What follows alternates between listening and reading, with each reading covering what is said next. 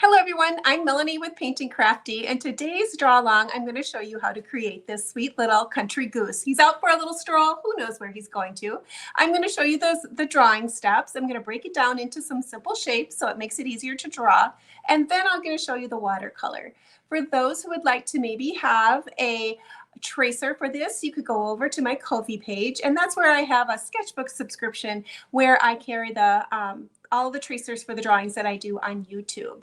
Well, let's start out by taking a look at the shapes to draw this little guy. We'll make me small and the picture big so we can follow along a little easier. So let's take this one out and we'll take a look at a black and white version. Now this is the tracer, so this is what you would get and you could download and copy it off. But this one I have gridded out just to give you an idea of size and proportion of how I'm drawing this little guy. So let's take a look at some of the shapes. He's going to be drawn. We're going to start out with the body. And the body, I'm going to call it like a science beaker where it's got a longer top and then the rounded bottom, like a science beaker. When you did those science experiments in junior high. So I'm going to have a little longer neck, and then I'm going to come out with that. I'm going to call it a beaker body. So we're going to come out this direction. This is going to be like the bottom of my goose right here. So we have it set up. I do have kind of a curve just a little bit there to make it look like he's got his head curved a little bit. So we have his little body on. Let's go ahead and put his legs on. So his legs are going to be a U shape down here. These are his chubby little part of his leg. It's a U shape. It's got a little bit more of a pointed, not so round. And then the legs are going to be just skinny little legs on each one. And then we're going to go ahead and put the bottom of his feet on there. And I just forgot, it's not a flipper. I forget what it's called. A duck foot or a goose foot. To do this, we're going to come out this direction, out this direction. I'm going to look right here in the middle of where I want that next one. I'm going to put a dot so I know where I'm headed. And then I'm going to arch it back to those other points. And there I have the little web start on his foot. So we're going to go out and out, come in the middle, make a little dot. That's where the point of his web of his feet is. So now we have his little feet on. Let's go ahead and draw that face. So to do the head, I do have a little bit of a curve here that comes out and around. So I'm going to look here. I'm going to come out just a little ways. This would be like he's got his head turned sideways. So I'm going to curve it and then bring it in to about, if I take a look here, how I drew it, we're getting a little bit closer to this side. So I'm going to come up, and then it's kind of like a square or a rectangle shape. We're going to come over. It's going to be rounded still because that's still his head. And then we're going to bring it down. Okay, so we're going to be building the bill off of this part of our guy. Now you could just go ahead and bring it all the way down if you want to, and we can build the bill off of that. So to build the bill, we're going to have a little U right here that's going to be on his face. I'm going to come over here and make that little U shape like that. And now I'm going to come out this direction. So this would be the top. So I'm coming out of this direction here to make the bill part. And then I'm going to come straight across. That's the front part of his bill. I gave it a little bit of a curve, not too much. And then we're going to come back and hook up to that back of that area of where we made that little U. Then we're going to erase whatever might be in there. And we have the front of his bill. Now he's going to have those two little nose holes at the top for the breathing. That just helps give it more of an idea of that it's a goose. So we're going to have those little spots there. Now we need to go ahead and pop his eye in. So I'm going to be making it at an angle. So I'm going to come here and I'm going to draw, look at where the center of my little U is kind of. I'm going to do a light line so I know where to build my eye. And then I'm just going to do an up, like a sad face, and then a smile face underneath it. And in the middle is going to be the eyeball. It's not going to be a complete round circle. It's only going to be a partial one because the top part will cut off the top part of the eye and the bottom line was going to cut off the bottom part. And then when we fill this in, and we would be doing that with our marker, We're going to leave a little catch light, and then that's going to bring him to life right there. Now let's go ahead and let's draw this hat. So if I look at it, because of his head, the way it's shaped, and he's kind of looking down, we're going to see more of that bottom part of that hat. So I'm going to start here a little lower and end here. So I'm going to look here at the back of his head. I'm going to come up. This is going to come around. Call it the flying saucer shape a little bit. It's going to come around here, and then I'm going to come out, and then I'm going to come around and end it probably at the top of his beak. Now take a look. I can tell when I look into my camera, I have too far out this direction. I need to bring that in a little ways. I was getting too far out there, and it was looking like it's too oblong. So I want it to be more of like a brimmed hat, and I was getting too oblong down that one side. So after you draw it, stop and take a look and see if it makes sense. Now I'm going to check here to make sure this is nice and rounded, because that's where his little head would be fitting inside of his hat. So I want that to be rounded. And then to do the top, I'm going to come here, look at the side of his head right about here. I'm just going to come up and put just a little simple shape at the top. And there he has his little cute hat on, sweet as can be. Up next, let's go ahead and make his wings. So I'm going to start here, and I'm going to come out with his wing just like that on this side. And then it's going to come back in. This is going to be the cuff of his jacket. If you're going to be drawing a jacketed goose, this would be his jacket. And then the rest of his wing is just going to curl down this way. So I'm coming down a little lower and then coming into his body. And there he has his little wing put on there. Now let's do the other one. His other arm is going to come out and then curve around and have a little arm. So he's holding on to something is what I'm having him hold on to. His little walking stick is what he's hanging on to. So I'm going to come out first, and then I'm going to come here. So this would be like his shoulder. This is getting down to his, let's say, elbow. If a goose had an elbow, that's where his elbow would be. And then we're going to come back to his body. We're going to put a cuff in here for his jacket. And then this is going to be the rest of his wing is going to be on there. So whatever's inside of the cuff, erase. Whatever's inside of the wing, erase. And now we have the beginning of his jacket. I put a little bow tie on my guy to go ahead and finish that part. So all I did is just a circle, and then I came out kind of like a bone shape, I guess is what you would say. It's got a bow here and a bow here. And then I left his jacket open. So I'm just coming here. I'm going to go this direction and then curve back in. And on this side, I'm going to go the opposite. So I'm going to come here like that. Now to do the bottom of his coat, to give it a little bit more interest, I curved it and came past his body a little ways. And then the jacket went over, like if you have to go over the wing or something, you could add that on there. So I'm going to give the interest a little bit. I'm going to come down. I'm going to go past my body and then come back in. So it doesn't look like it's hugging him so tight. Then we're going to come here and then come back in. Now, whatever might be in here for your jacket, go ahead and erase that part. I put in some pockets, so I did pockets here. This is all optional. You can dress your goose however you would like that suits you. So I gave him some pockets. You could add some buttons, which I did on mine. So there we have them all spiffy and looking great. Now I did give him a little walking cane, and I just want to say if you do a walking cane, the one thing if you want to have him hold something is to keep in mind of that it's going to come here. Let's erase this right here. And the stick will be in front of his jacket if you draw it here. Then you have to stop. It's going to go behind his cuff and his wing here. And then it's going to pick up, it goes in front of his jacket here. My first original one, I kind of painted it, I forgot to leave it. And so it looks a little odd. I'll show you what I mean by looking a little odd. So here my stick came down. It went right there. That's correct.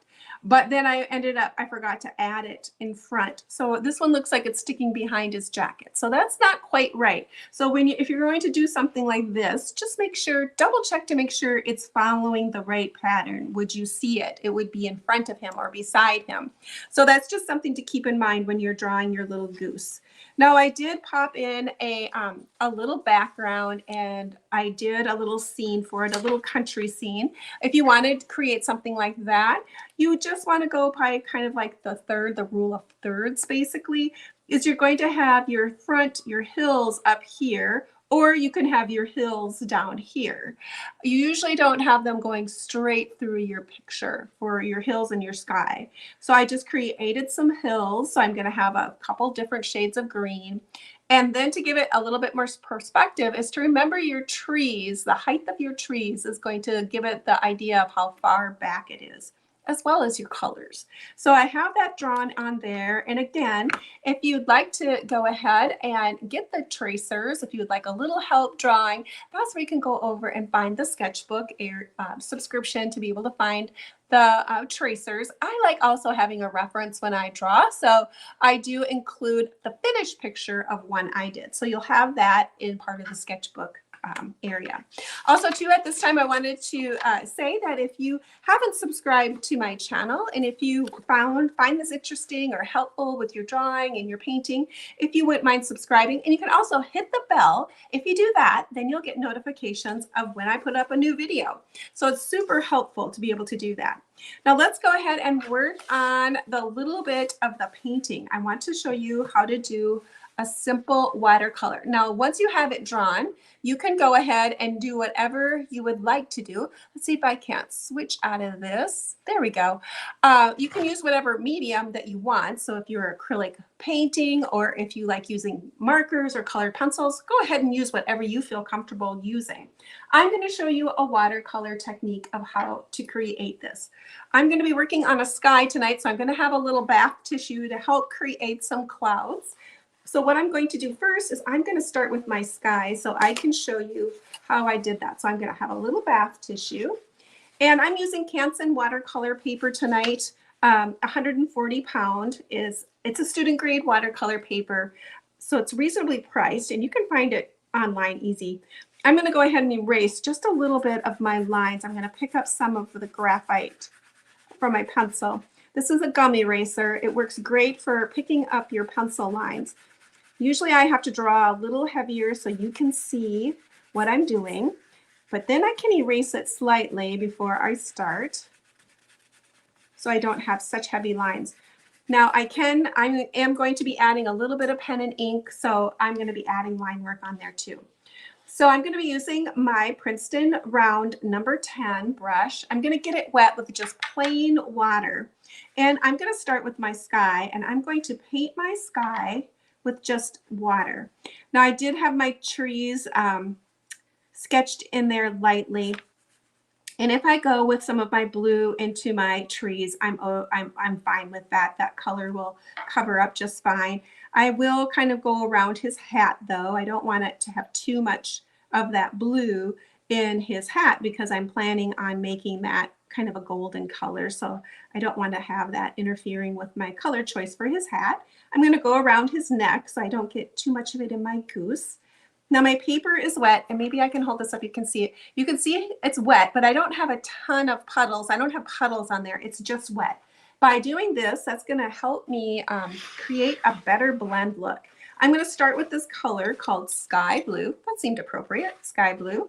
And I'm going to start at the top, and I'm going to come across. Now when you do skies, your darkest color of your blue is going to be at the top. And then as you go down, it's going to get lighter. Skies are always lighter at the bottom towards your horizon line, and they get darker as they go up. I'm not for sure exactly what the whole science is behind that, but that's just how skies work. Okay, so we're going to come here, add that on there. Now, while it's still wet, and I'm not using 100% cotton paper, so I do have to kind of move a little bit quicker. When you're not using 100% cotton paper, your open time is a little shorter for how long your paper stays wet. So you do kind of want to move a little bit quicker when you're doing this. And then now I'm going to take my tissue paper, and I'm going to ball it up loosely, but it's not like a tight ball. And I'm going to go ahead and tap in a few cloud shapes on my paper. Come right up there. There. And I don't want to get too overly carried away with it. Then when I come back in, and if you have a lot of paper marks where it's you can see where your paper mark is, you can come in and just soften that a little bit and do a little negative painting. So you can come in and pick up a little bit of that color that you just put down and come in and soften up even and add a little bit of open area that way as well. That's all I'm going to do for my sky. Okay, that looks good. I have a few little clouds on there. All right, let's work a little bit on my little guy's jacket. So I'm going to bump down to a smaller brush now because I want to be able to control the color, the water, a little bit more. So I want to come down and do a smaller size brush. And this time I'm going to use that same sky blue, but I'm going to come in and I'm going to do a light wash of that sky blue over my jacket area.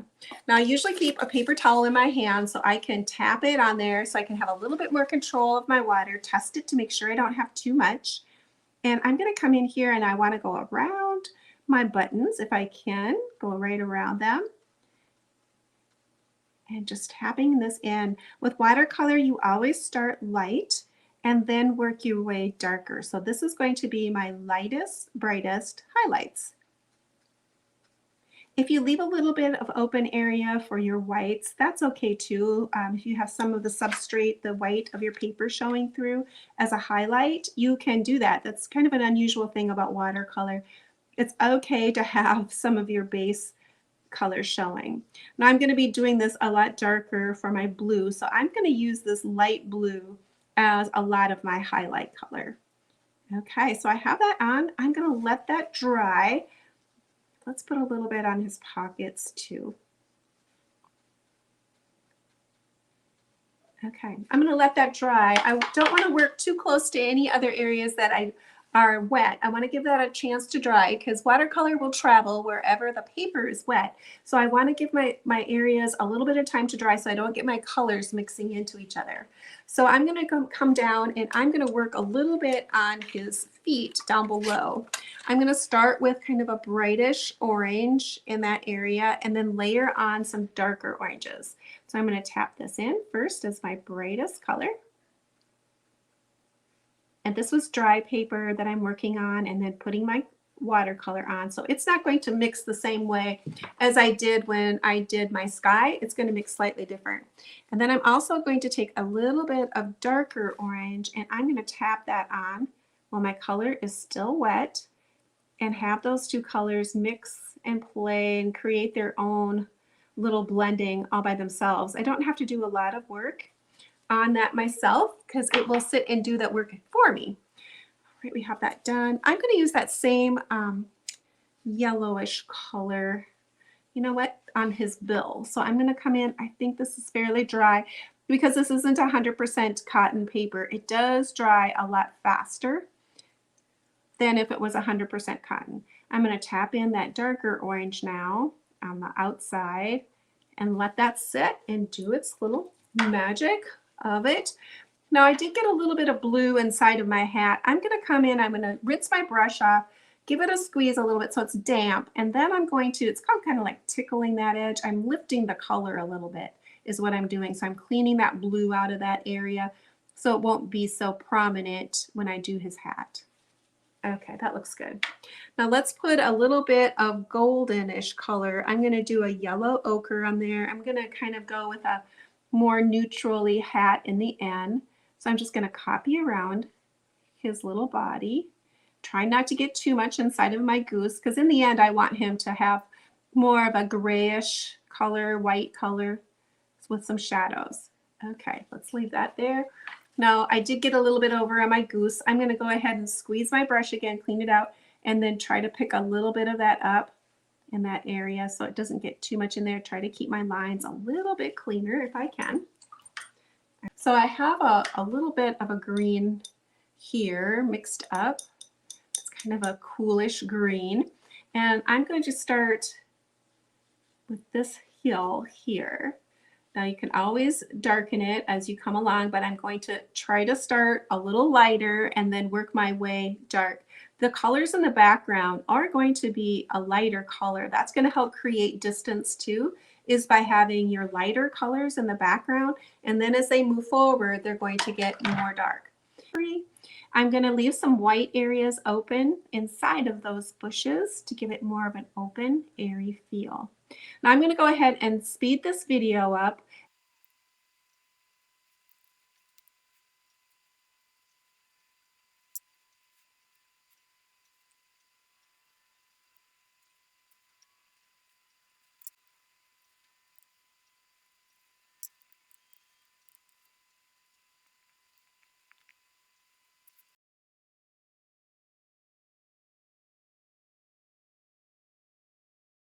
So let's take a little bit more work on our hat here. So I'm going to add another color of a little bit more rustier color. Let's see if I can't bring this in for you to take a look at. So this is the gold. I'm going to add a little bit of rust to it. I have a darker brown over here. And let's add a little bit more color to this hat. Let's add another bit of color to our jacket. So I'm going to take the same color that I put on last time, and I'm going to be having that over here, the darker blue. I'm going to add just a little bit more pigment. So this time I don't want it as much water. Give it a tap. And let's lay in another layer of the blue.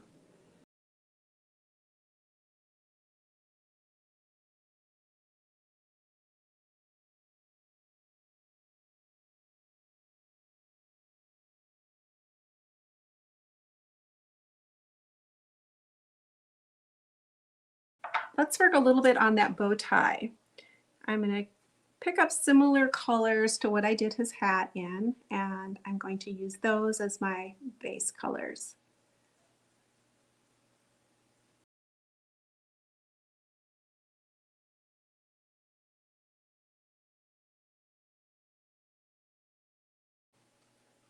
Now for my goose, I'm going to take a black, but I'm going to water it down quite a bit to be able to make a gray. If a little bit of that blue comes in there, I'm fine with that, just making it kind of a cool gray. Water that down, give it a tap, and then I'm going to come in here, I'm going to add that little bit of gray to his chest. Now if it gets too dark, I think I'm going to add more water to that, even lighten it up more.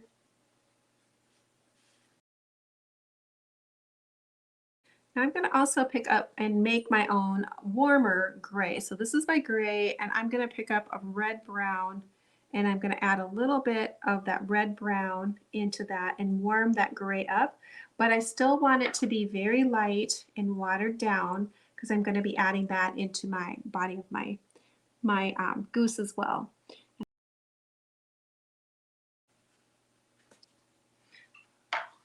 Now this shadow right here has kind of gotten a little strong, so I'm going to come in with a clean water brush that I've squeezed out, and I'm going to hit that back line so I can soften that shadow and not have such a harsh line. So I can still see the shadow, but it's not so harsh. Now you might want to check here too and just kind of soften those lines with that clean water damp brush, and you can hit the edges a little bit so you don't get such harsh lines on your shadows.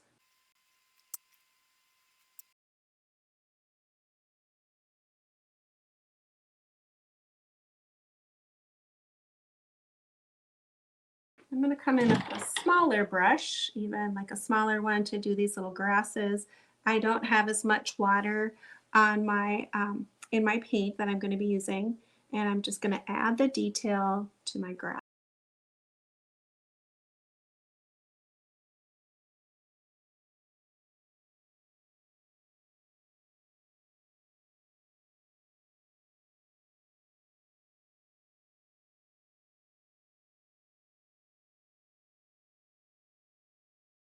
Let's go ahead and take our number one, and let's do a little bit of doodling. I want to start with this eye because I want to bring him to life. I'm going to come in, this is a 0, 1, so it's pretty small. And I'm going to be adding in that eye. Now when I do the eye, I want to make sure I leave a catch light. That's a little white spot that's inside of the dark area. And once you do that, then you bring him to life. So now all of a sudden, this little ducky came, our little goose came to life. And I'm going to be doing some doodling.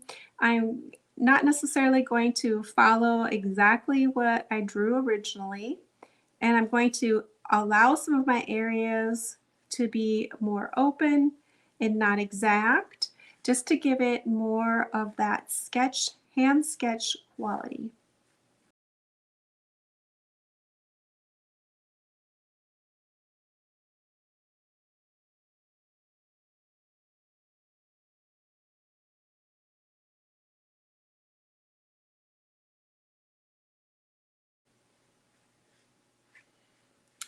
Let's add a few little birds. So I'm going to do just real lightly. Right there.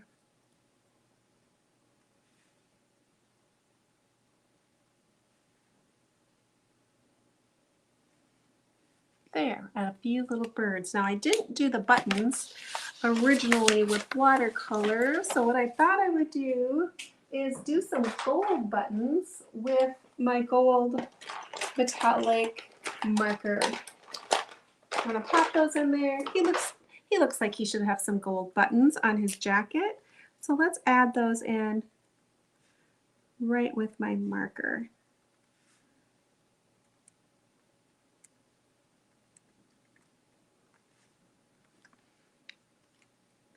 There, I think it's pretty cute how he turned out, and he's ready for his little Sunday walk.